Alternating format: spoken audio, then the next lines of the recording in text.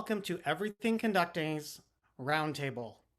Today, we have some fantastic guests who are all, in some capacity, responsible for the artistic planning of their orchestras.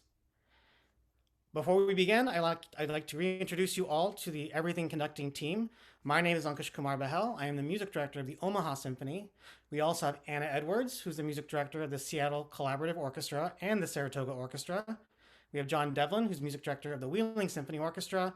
We also have Enrico Lopez Yanez, who is the principal pops conductor of the Nashville Symphony. Enrico, please go ahead and please introduce our guests, if you will.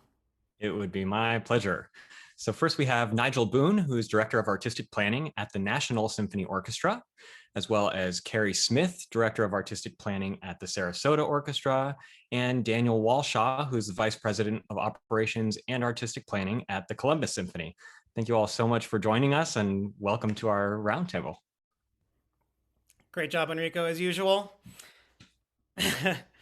All right, so I'm going to ask the question that we all are curious about when we're young conductors, and frankly, that we just didn't even know.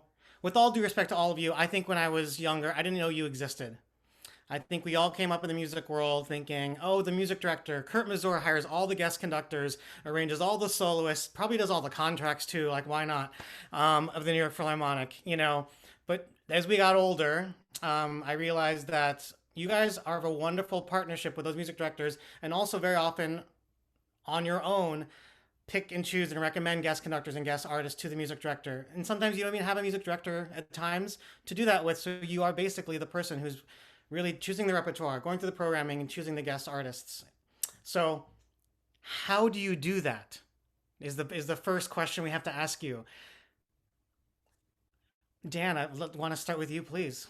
Sure. Well, first of all, thank you for having me on, and nice to be here with all of my colleagues, and hopefully we'll see you all in person in the near future and not the distant future.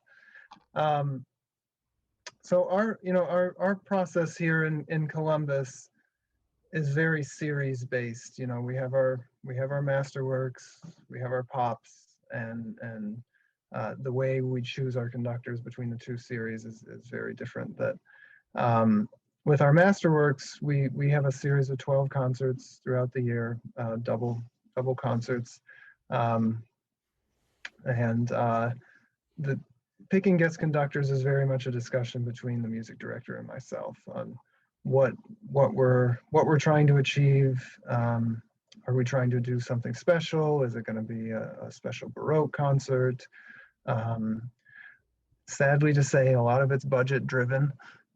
Do we have the capacity to bring in somebody of a bigger budget or a lower budget? We like here in Columbus giving young conductors opportunities.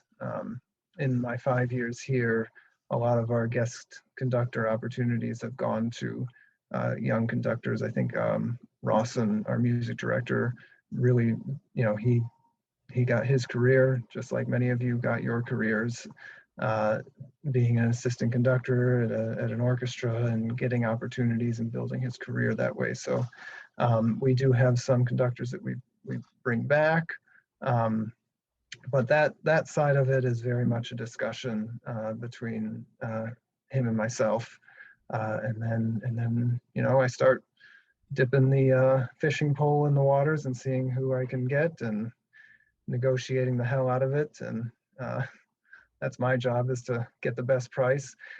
You know, sadly, what's good for us on our side and what's harder for you guys is it really is a buyer's market right now as far as talent goes. You know, whether you're a soloist or a conductor, there's just so much great talent out there, and you know, relationship building is the most important thing, whether it's with the managers or with the conductors themselves.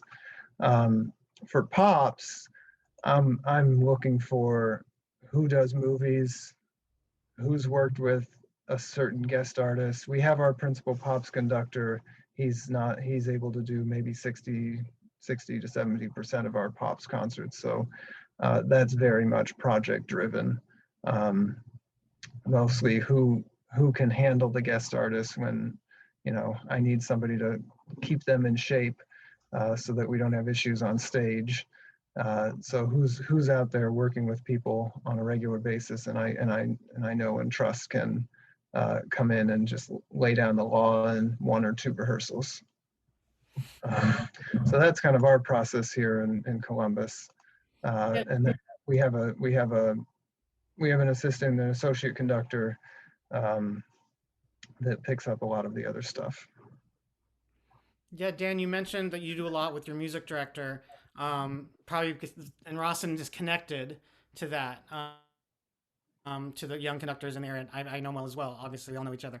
But Nigel, maybe you could address maybe a larger organization where, you know, John Andrea Nozeda doesn't know every young American conductor or young local conductor, perhaps that can be thrown into a movies or a young person's concert, something like that. So, what do you talk to other artistic administrators? How much do you rely and depend on agents? That can't be a universal answer to that question, because I know you have your favorite agents and people you trust. Speak a little bit to that. All of the above. I mean, everything you said, everything Daniel has said, it all applies to us as well. My background is very different. I got to this position 14 years ago through a roundabout way. And so I've spent a lot of time in different areas of the music business and picking up all kinds of things there. So I bring a slightly different view in, I think, with my own opinions. And I'm really lucky with Gian Andrea. And as you know from Christoph Eschenbach's time, I was really lucky with Christoph to have a really kind of open back and forth relationship about programming and about guest conductors.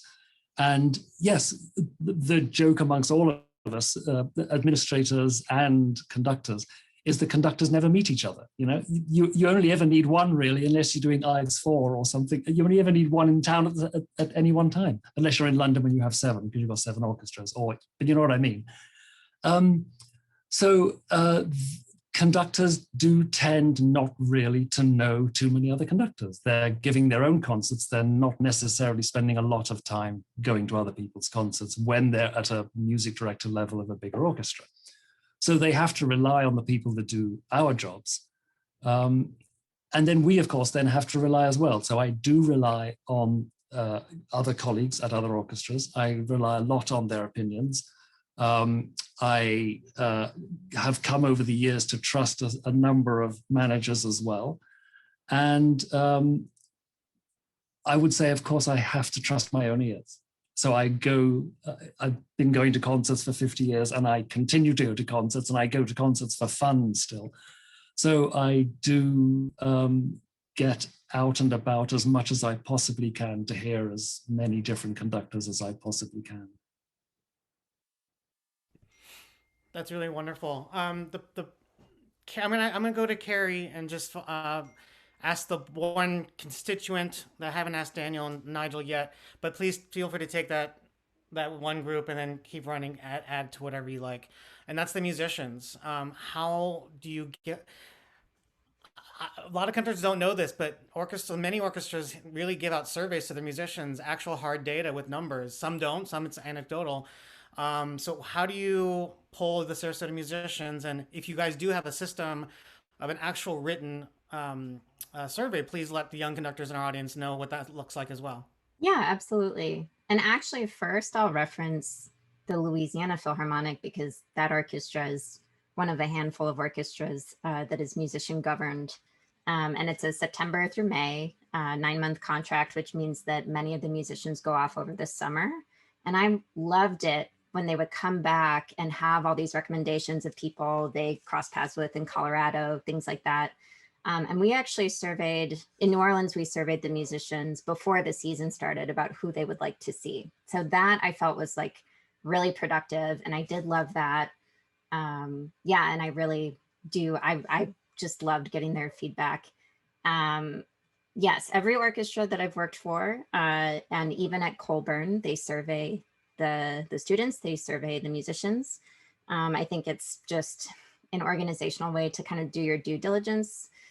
Some of the things that they will ask, or some of the sort of metrics on the survey will be, you know, technique, rehearsal efficiency. That's really important. professionalism, demeanor, musicianship, all of those things. And then the musicians have a comment section, which is, you know, can be wild sometimes. But I think all of, you know, just knowing that those things are on the survey, that's helpful. I have found that, you know, no matter what series you're placed on, so if you're on a POPs, if you're on a Masterworks subscription, chamber orchestra, whatever it is, if you put your musicianship first and your professionalism first, and you're, you know, really wanting to be the most professional you can be, that survey will go well. If you, I've seen some young conductors feel like they can take liberties or kind of be jokey, and that usually doesn't go well. I think that is probably true amongst group 3 orchestras, group 2, group 1, it doesn't matter. It's everyone's looking for you to bring or to put your best foot forward. Unless you have really good jokes. I think you better be really sure. Let's put it that way. Not everyone is a stand-up comedian. And I apologize. I'm in a house with a beagle, so if you hear some barking, that's coming through. I'm sorry about that. I did want to just sort of bounce off what Nigel was saying. You know, just as much as there's kind of like some smoke and mirrors with the sort of back end of the industry when it comes to artistic administrators, who they are, what they do, how the departments are structured. But, you know, the manager world is very important. Obviously, I'm still green in the industry, and I feel like most people are pretty green until they're not. And I've found that developing those relationships with managers has been really important, and finding people that I really trust who are really honest. I thought it was interesting that Daniel mentioned that it's kind of a buyer's market in terms of talent. And right now I feel like the management industry is just saturated with people, and there are tons of fantastic managers and a lot of boutique agencies now, especially after COVID and what the pandemic has done. But getting to know some of those people, just because they might not be part of a big company that you've heard of, doesn't mean that they're not gems. Absolutely. There's a lot of small agencies that have some really talented rosters. I'm really interested when managers sorry, Daniel. Carry on. No, I was going to say, especially for singers, like the amount of boutique agencies for singers is really expanded. And you can really find some great young opera singers through there. I really like it when managers say, no, this artist isn't ready, or I don't think that's a good idea. You might want to look over here. Somebody who will actually have a conversation. If a manager tells me this artist is great, and then in the next breath tells me about their next artist and says this artist is great, and I don't know either of them, I can't possibly choose. And it's kind of then meaningless. And so I don't need to hear that from a manager. I need to go and either hear the artist myself or have a genuine conversation with a manager who will tell me this artist is ready, this artist is not ready. And I think that's, you don't find that everywhere, but in the managers you do find that do that, I can build a much better relationship with a manager like that. Talking of surveys, I love the idea of future surveys that Kerry was talking about, doing a survey for the future rather than a survey for the past, finding out who the players would like to hear. Our players go off in the summer as well and go to various festivals and then come back and tell me about people they've worked with. And all my career, I've been a conductor nut. I've been fascinated by what you as conductors do and how you do it and why you do it and what the results are of you doing it. And the minute I hear something from one of my players, one of our players here at the NSO, I will go out and try to find some information and investigate, because I just really want to find interesting conductors. Yeah, we've had lots of conversations about that, which I've always appreciated. Yeah. I know you're very curious and open. This is one, and I remember talking to you about the agents thing as well. We said, like, exactly, all my artists, all 32 of my sopranos are wonderful. It's like, how could you possibly be? And it's specifically not. I love what you said about building that relationship. And if the manager's honest with you and says this person's not ready for this kind of concert, or let's start them out here, then you can see the nuance that they feel in their roster that exists. And then when they actually come to you in 5 years and say, well, you know, this person's actually ready, you might actually believe them. I think it's really good advice. Guys, Yeah. we need an agents roundtable. We gotta put these two people together. That's our next one. Thanks, guys. If anybody else has something to add on this topic, John's gonna, I think, ask his next question. Yeah, well, one of the things that caught my ear during that series of responses was, Nigel, you said, I like to go to concerts still for pleasure and use my own sense of how this works. And I think that leads nicely that idea into the next question, which is relying on other people is good to get that first invitation, right? Somebody maybe with whom you're unfamiliar. But then a conductor goes to your orchestra for the first time and you observe their work. What are the types of things, aside from what the players think or what you see on the surveys, that you're observing that makes the conductor a good fit for a re-invitation and maybe make some progress from a young people's concert onto the subscription series, or going from a run out something to main stage? Those types of things that you would be encouraged to see them make some progress in the funnel of what you offer. Kerry, why don't we start with you? Yeah, I actually really wanted to answer this question first because I wanted to talk about something that Enrico did actually at Sarasota that was so fabulous. So I wanted to praise Enrico, if that's allowed. So one thing that's really great about Enrico is he's so imaginative. And we have this series called the Great Escape series. And it's like a Boston pop style series. And the programs are split between light classics and then very recognizable Broadway tunes, things like that. This series for us is a major entry point in terms of sort of the pipeline of our subscribers. Most of our subscribers who are new to classical music or new to the orchestra first start off at the Great Escape series. So it's really important to us. It's a really important series, and Enrico has tons of ideas. And one of the things that like absolutely clinched it for him is that his manager, Peter Throm, who by the way, I adore, and I think anybody would be lucky to work with, just putting that out there. Peter sent along several programs that Enrico had envisioned, and they worked perfectly for our series. So not only, you know, was Enrico, he had come to the orchestra, but he was super prepared. He was professional, great musicianship, very inventive, willing to wear a cape, I think, and possibly a lightsaber was involved. All of those wonderful things, but then he demonstrated that he had vision for the future. He really understood the series. He really understood our product, if you will. And it was just like, boom.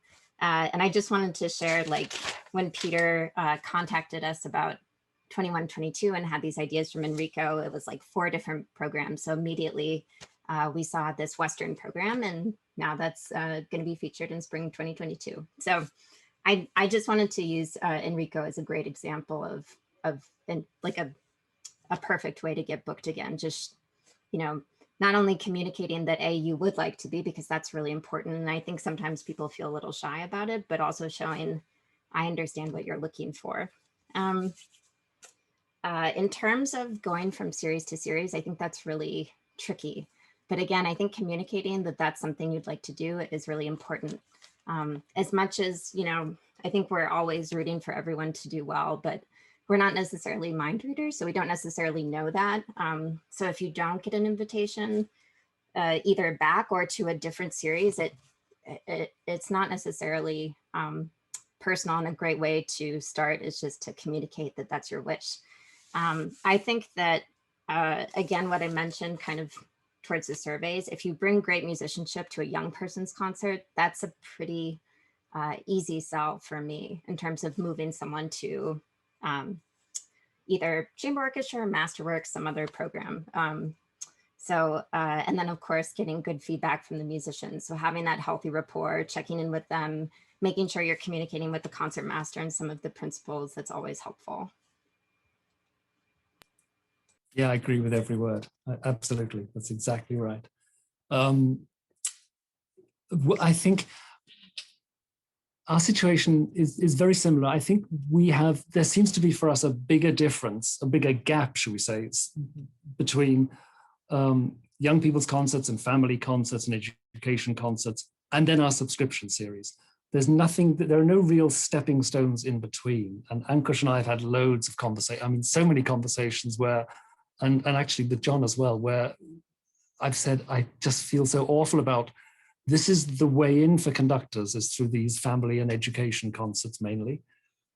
But we don't give you enough rehearsal. We expect you to be the new Herbert von Karajan, and you have to be able to tap dance and make jokes to kids. And then you have to show that you can conduct Shostakovich 5 or Mahler 4 in a subscription concert. We're asking a great deal of young conductors, and I just find that it's a very tricky situation for young conductors to be in. The other end of the telescope, the young conductors themselves, I think what Kerry is saying is absolutely right. If they come in with more awareness of just themselves and the score, they're going to have a bigger success. They're going to, if they can relate to the institution, if they are slightly aware of what the institution is up to, what the orchestra is its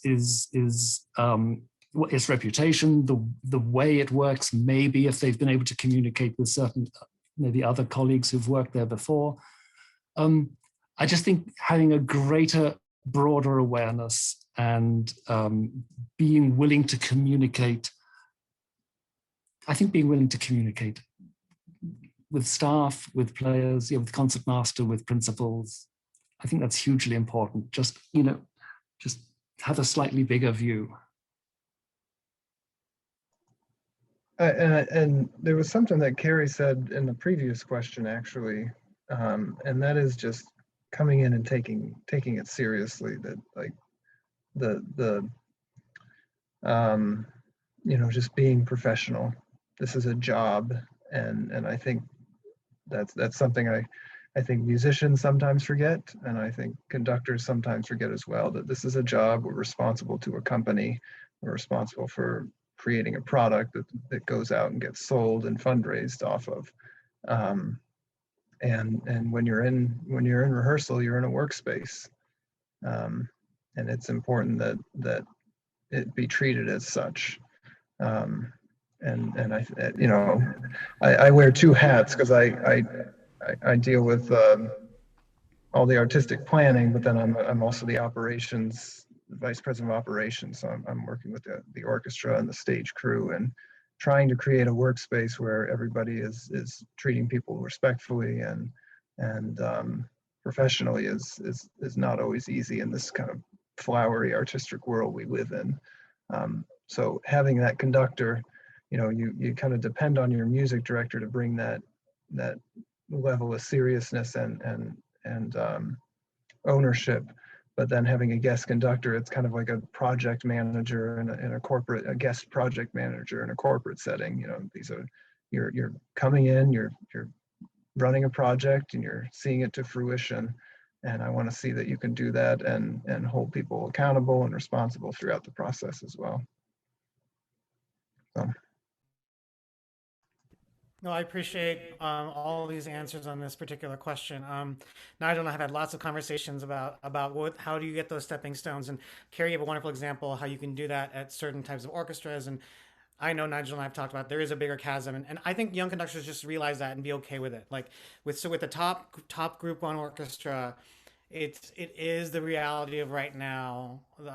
You have to. Would you say, maybe Nigel or take this?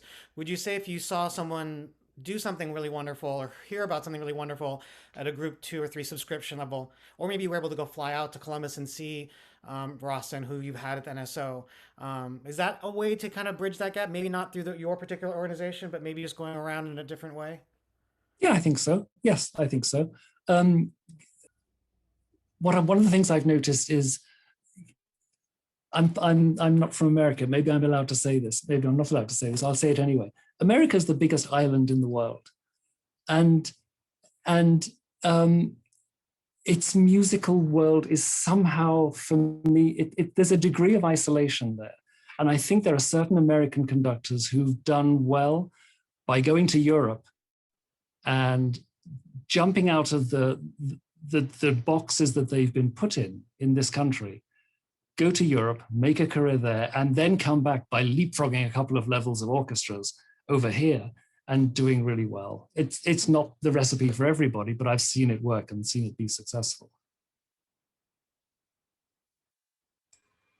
Yeah, I think, and certainly traveling to see people is something I really enjoy doing, and I'm now in a place to do that, which is really exciting.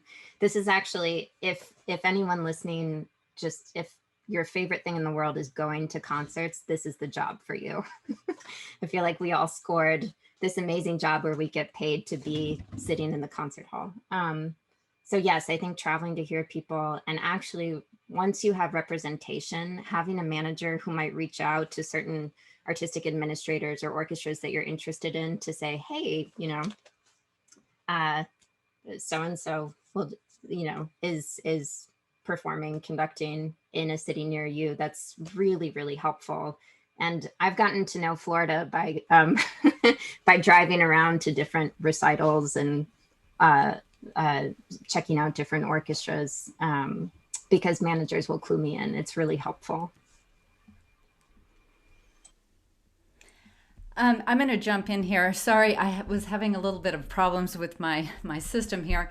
I want to step back for a bit because one of the things that I found really fascinating with what you all are talking about are the musician surveys and audience surveys, and talking about bringing in young conductors. One of the things I'm really interested in is how to bring diversity, equity, and inclusion into the different orchestras across the country, and not only just by bringing in the conductors, but also, you know, I'm thinking about the managers that you all deal with. You know, I'd be really interested what your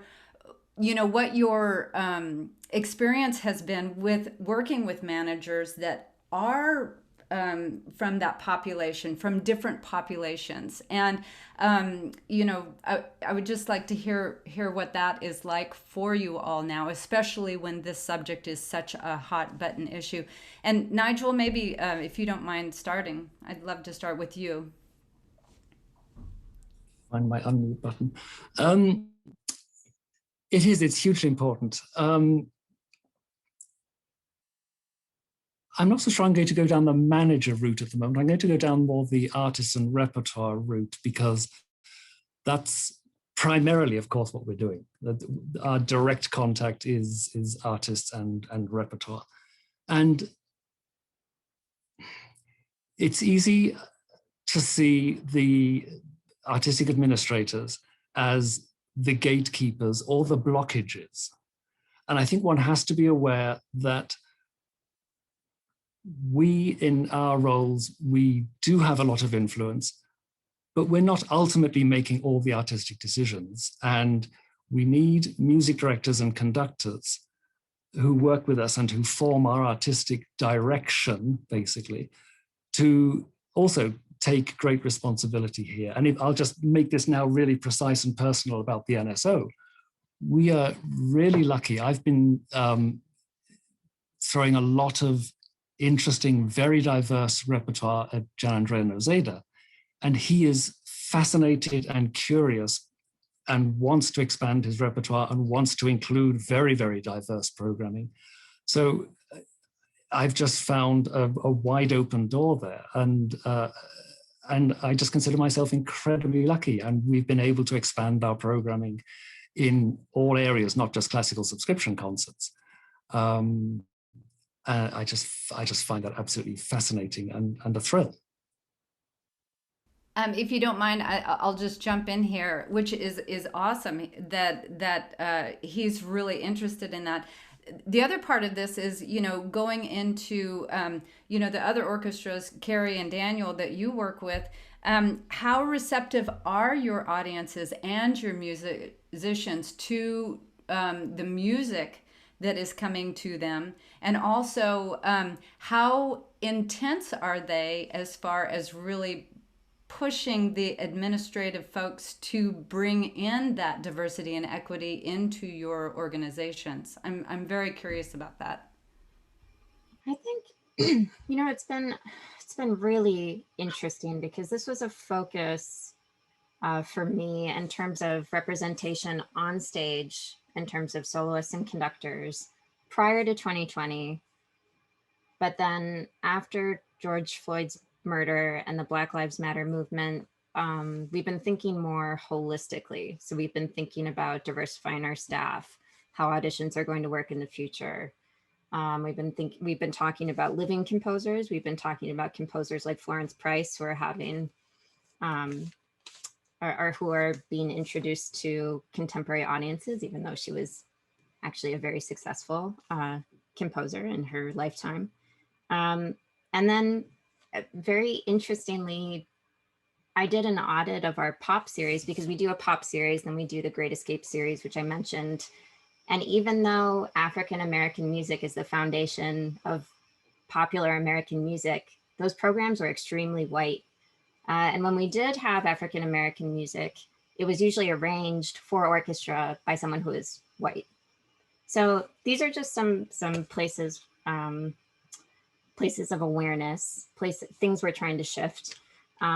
This year, a lot of music has entered into the public domain, like Ma Rainey's songs, some early Duke Ellington tunes, a lot of, kind of the beginning of popular jazz, a lot of tunes that people know. And so I think as we move forward, there's going to be a wealth of music in the public domain that will be recognizable to audiences, and we'll be able to make custom arrangements. And so anyway, so this is all to say that we're looking at things very differently. It's not just a matter of who's on the podium, even though that's very important. I do want to underscore that that's very important, who's on the podium and who we're bringing in terms of guest soloists, but there's a lot of work to be done.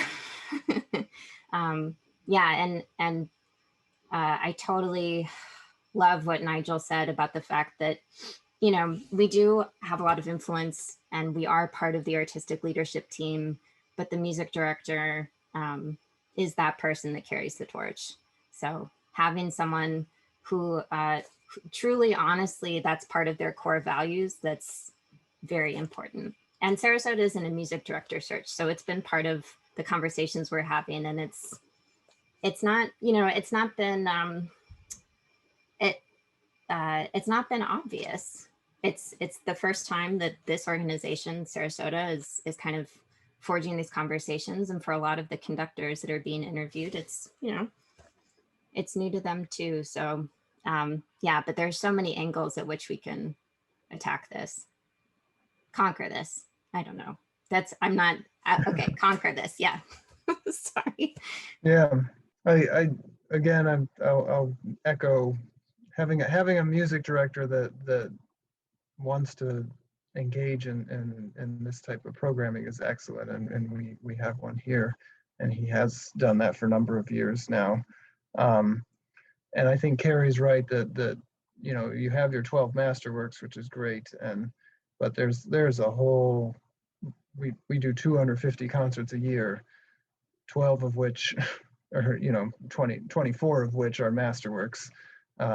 There's a lot of opportunity within the entire scope of what an orchestra does to expand that, including pops. We always try to have a very diverse pops, and that's almost an easier way for us. We found I have to say, being a tier 2, quote unquote, or mid-size orchestra, we're very grateful for those big orchestras out there that do great commissioning, and then we can grab a hold of them because they often have the finances to really take that risk that we don't have all the time. And so, and I know Justin over at the NSO has done great work with diverse arrangers. So having those tier 1 orchestras that are out there trailblazing then provides other orchestras with repertoire to choose from. I want to say the other thing we've done in Columbus, which I think has been fantastic, is we developed an ad hoc board committee of community leaders to have this discussion as well. That I think Kerry hit the nail on the head when she said staff is not always the most diverse either in this industry. It's not just the musicians or the conductors. We have a very homogenous staff here. And for me as a white guy from Michigan, what do I know about diversity? I don't. And for me to be dictating that to a community is not right all the time. So we have some really great community leaders that have joined an ad hoc community or ad hoc board committee that have been giving us feedback. We've pushed back on them on some things because there's not an orchestra can't do everything for everybody. But to hear what the community is telling you is a crucial aspect to this discussion, that it's not just the orchestra telling the community what it needs, but having an open dialogue. And that's where it really can go just far beyond just your big classical series to what are you doing on all the other touch points within the community. I'd love to say, first of all, thank you, Kerry, to pointing out the fact that yes, the POPs series is absolutely a place too where these kinds of issues can and should be addressed. And Daniel, it sounds like that's, like you mentioned, a perfect place to do so, because we're not talking about one genre of music. We're talking about hundreds of genres of music, all of which can be picked through and programmed for an audience. We just had Tito Puente Jr. and a mariachi group from San Antonio on the same concert. It was just fantastic. Yeah. Tito Puente's father it was his original charts, and it was really, really a cool concert. And we had En Vogue back, which the charts were okay. Great concert, but what a turnout from the community, and people really just came and had a good time enjoying the orchestra and a fun guest artist. So I'd be curious to hear from you all. Some institutions, none of yours, of course, do view POPs as sort of just the piggy bank to bankroll the classical series, or the source of funding for the orchestra to keep us closer to the black, or whatever it may be. But I wonder how you three view particularly the mission of your POP series, and how it is that you then go about structuring what it should serve for your institution and what kind of role it should play in the overall package that you're presenting to your community. Daniel, we were just with you. Do you want to? Sure, I'll jump in because we're in the middle of our POP series right now. Our summer, we do a picnic with the POPs, a big outdoor series, and we were the first group in Columbus to come out and do big concerts again. And the first concert was 2,500 people with one of the Windborne shows. I'm sure we all know those. And I was so panicked, like, what is going to happen? It's the middle of June. We're outside, and suddenly there's over 2,000 people showing up at a venue that I'm responsible for. But everybody just kind of got drunk and had a good time. So we loved it. And the summer has continued that way. But for us here, I mean, we actually kind of try and place all our series with equal importance, that we don't want to feel like we're doing something of a lesser value to like get it out of the way. And we take, our biggest corporate donors donate to the POPs, and we don't want to be giving them some kind of subpar product. And frankly, like, our summer POP series is such an important part of the downtown Columbus scene. John has actually been here. It's smack in the middle of downtown, and the city lobbied for us to do that. That it is a critical part of our product offerings. So we take it seriously. We're reinventing how we think of it. That we used to offer like a winter POP subscription, and those were just like going down and down and down and down. So we're starting to do more specials, and a movie, and a Valentine's show, and a Halloween show, and this type of thing, so that it's kind of targeted to individual concerts rather than trying to grab a whole bunch of random concerts that don't make sense together and try to sell a subscription to that. We have a great principal pops conductor, Stuart Chaffetz. Enrico, you probably know Stu. I know Nigel, you know Stu. He's come to. Absolutely, yes, of course, he's conducted us. Yes, yeah. And he's really helped us in that respect. And I think there is, there are conductors that specialize in pops and do it so well, and take it very seriously. And those are the people that I want coming in and working with the orchestra. I want them to come and not feel like this is like, I'd love to be conducting Shasti 10. Not everybody would love to be conducting Shasti 10. Some people take movies very seriously and do them very well, and work with arrangers and have their own library. Stu has an extensive library of stuff that comes with him that can pop in and out of any concert. Enrico, I think we did an arrangement of yours on our holiday concert as well. So, these, I think it is so critical, and that's where it's not a buyer's market. There are 10 million classical conductors who are great. The amount of pops conductors who are really good and take it really seriously are few and far between. I think you're absolutely right. I think we also take it very seriously. And Ankush has seen, in his time with us, he's seen our pops develop and change. In the 90s and noughties, we had a series of Broadway. That was our pops. I think it was like that for a lot of orchestras. Broadway and American Songbook and maybe a couple of others. But then Stephen Reinecke became our principal pops conductor. Stephen is as open to different kinds of pops as Gian Andrea is to different kinds of classical music. And with Justin, who you already referenced, my colleague who looks after all our pops here, he and Stephen between them have revolutionized our pops, and they've increased the number of concerts we're doing, increased the variety. Yes, subscriptions were going down. It was the kind of joke that actually pop subscriptions, the audience was looking just like what everybody said the classical audiences were looking like. They were getting older and whiter haired.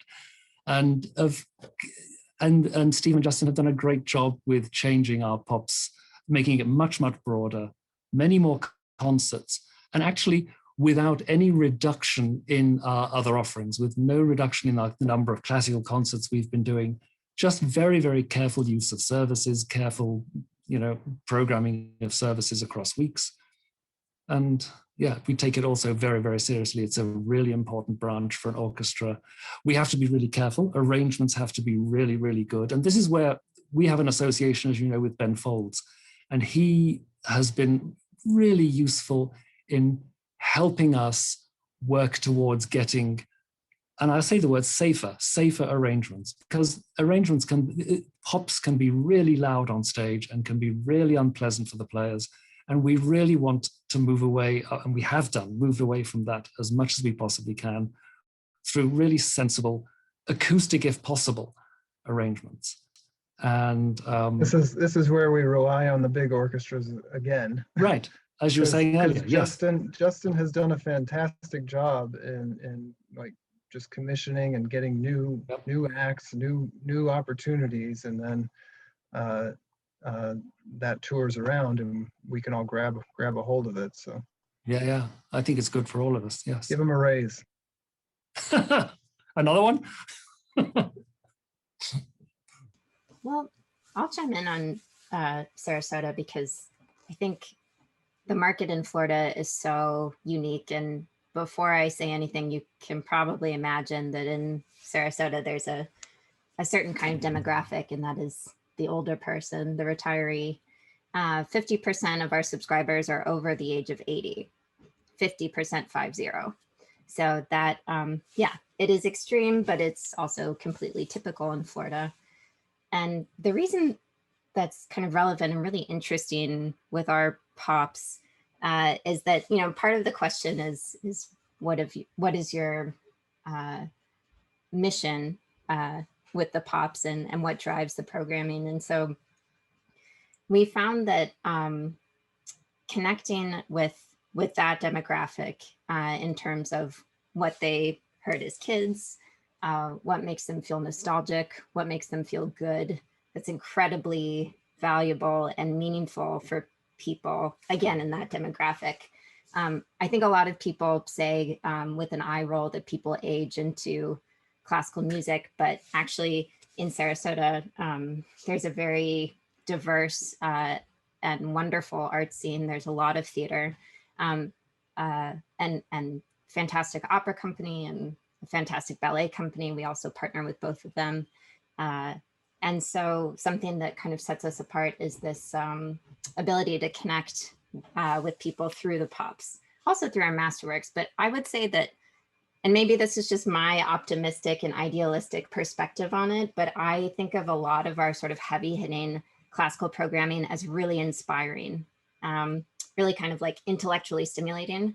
And a lot of our pops programming is more about nostalgia and more about hitting a certain nerve that makes people feel a certain way. We definitely think that way when we're programming. So it's kind of interesting. That was so beautifully said. That was just so beautifully said. I'm going to steal that. I will quote you, but I'm going to steal that. Oh, good. Okay. Well, I'm glad that you connect to it, because as I've been, being in your 30s and living in Florida is a really unique experience. And there are some of these things where, like, some of my best friends in Sarasota are in their 80s, my neighbors who have completely taken me in and kind of adopted me during the pandemic. And so I've often thought, like, is this just like a really kind of interesting, unique life experience? But it's just given me a really different perspective on why people attend. And actually in my first Great Escapes concert ever, the Disney, like, When You Wish Upon a Star was programmed. And the woman next to me started crying. And I was like, oh my gosh, this is really, heavy. But she just said, she just kind of got teary. And then she noticed that I noticed, and she said, my husband and I used to listen to this. And obviously he had passed on. So it was just, it's working in Sarasota and with that demographic specifically has really changed my perspective. I think that's lovely. And I think that what you guys all do really well, and Enrico will back me up on this, is that you guys are doing your pops programming towards your audience. You're listening to your audience. You're evolving it, as I've seen it with the National Symphony, and it's such an important part of what you do. Because to Kerry's comment just now, you don't know what kind of music is really going to hit us. In the right sweet spot that's going to make you want to come back to our orchestra and to experience more live music. So pops is so important. I hate even using that word. I also want to discuss the word masterworks and see if we can come up with a better title. We'll get to that on our next call. All right. What's that going to be? I'd love to do it. I'd love to know that. I don't know. We're going to workshop it after this call. I'd love to do the last couple minutes, and I very much respect and all your time. We've all been in this industry for so long. But we must have stories. We must have some conductor coming off stage. I just heard last week of Leonard Bernstein coming off stage with getting a Valentine's and a cigarette, a person on staff getting one ready for him to smoke and chug before he goes out for the second bow. That might have got you fired today, but maybe not back then. So what kind of things, I know all artistic administrators have a list that they keep of conductors. What could put you on that list? What could take you off that list? What could move you up or down said list? Or just tell a story. I'll call it a lightning round, have a couple minutes of fun, and if there's nothing comes to mind, I'll just start talking again. Nigel has stories. I know Nigel has stories. I was going to say, Nigel, you're up first. No, but if I told you, I'd have to kill you all. I can't. No names. Wasn't prepared for this one, so I kind of freeze when I have a brain freeze when I'm on the spot like this. Story. Oh no, that's Nope. I think that one. actually, if we just stick with the do's and don'ts for a minute, rather than the funny anecdotes and Valentines. I mean, after this, I'm gonna go and have a funny anecdote and a Valentine's. But the do's and don'ts. It's so simple. Just be prepared. And I know this is a very important mantra to somebody on this call. Be prepared. Come along and have over prepared. Know everything inside out, upside down, backwards. Be prepared. And know what you're getting into. If you know you're coming for a family concert, don't try and be, as I said, Herbert von Karajan conducting Shostakovich 10. You're conducting a family concert. Be appropriate. In rehearsals, really work on the music, pick up what's going on in the room, read the room, and respond to that, and know how far you can push, and don't push further than that. And if you trying to decide whether to talk or not to talk, don't talk. Just really try to show what you want. Really try to show what you want, because if you show what you want, and then if you do have to talk, don't necessarily go back and make them play it again to show that they understood what you were saying. Just trust your players, because your players, for almost every conductor in the world, whatever you're conducting, your players have played it more times than you've ever conducted it. So they know an awful lot, and you can really cash in on what your musicians know. So my biggest thing is if you're coming as a guest conductor, and especially if you're a young guest conductor, don't try and change the world. Your job is to make the orchestra sound a little bit better than it does reading through the music. And unless I'm hiring you as a Baroque specialist or some kind of like really high-end seasoned specialist that does a certain type of music a certain way,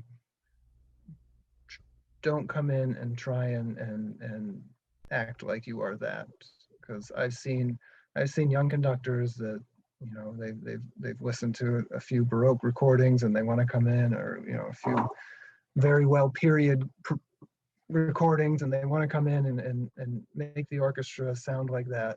This ain't that type of orchestra, and when you come in and you change every single bowing, and you try and make the orchestra something it's not, everybody's uncomfortable.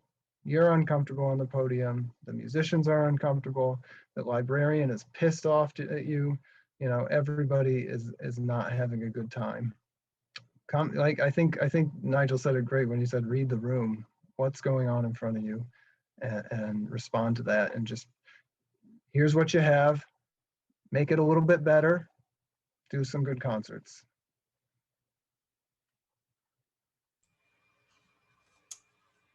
I think my one don't that would sort of lead to an anecdote, but I won't because I don't want to name names or anything like that. But I think orchestras are going to start becoming more diverse.